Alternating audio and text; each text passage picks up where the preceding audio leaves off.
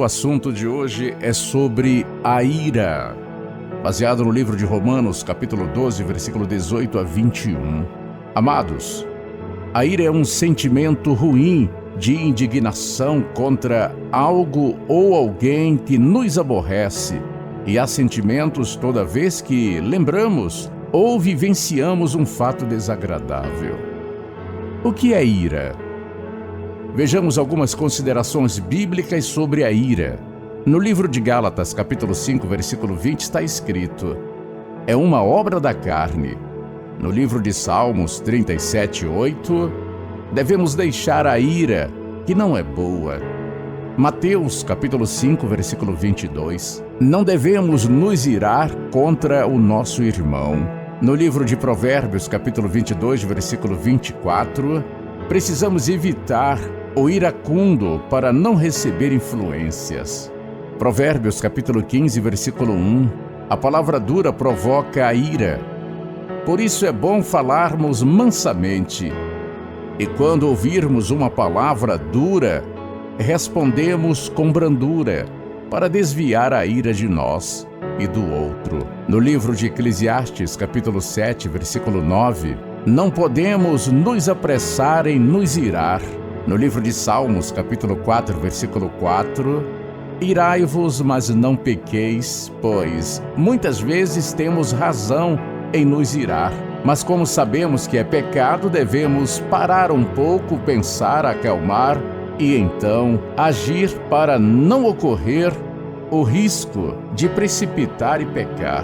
No livro de Jonas, capítulo 4, versículo 4, é razoável a tua ira? Sempre que acontecer algo que pode nos provocar, é bom primeiro perguntar a si mesmo: eu tenho razão em estar irado? No livro de Efésios, capítulo 4, versículo 26 a 31, diz: independentemente de termos razão ou não, é importante lembrar: irai-vos, mas não pequeis, e que não se demore em passar a nossa ira, para não darmos lugar ao diabo e entristecermos o Espírito do Senhor, pecando com palavras.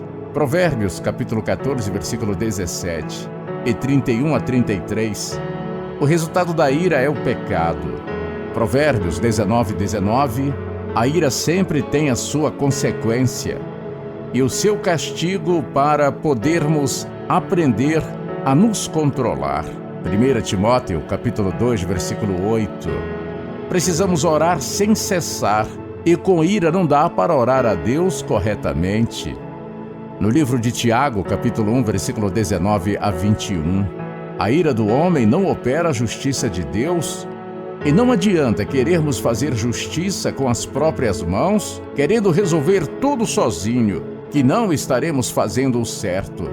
Precisamos deixar tudo nas mãos de Deus. Vamos ver agora alguns exemplos de pessoas que se iraram. Gênesis, capítulo 4, versículo 5.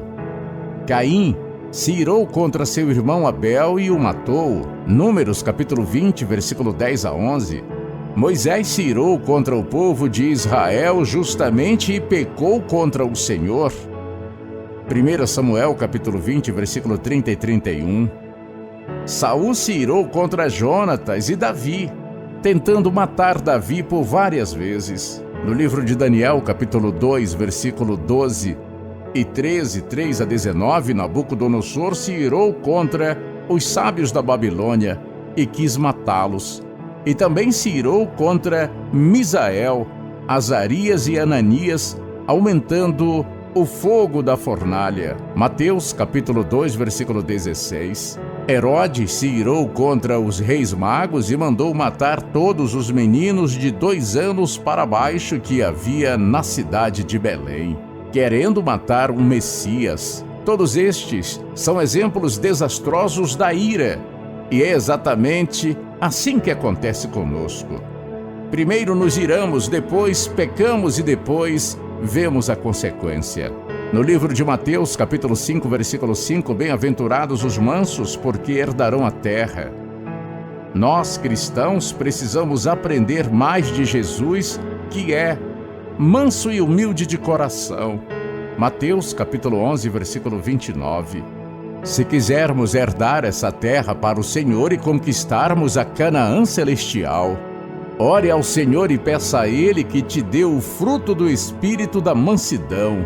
Gálatas capítulo 5, versículo 22 a 23. Amém?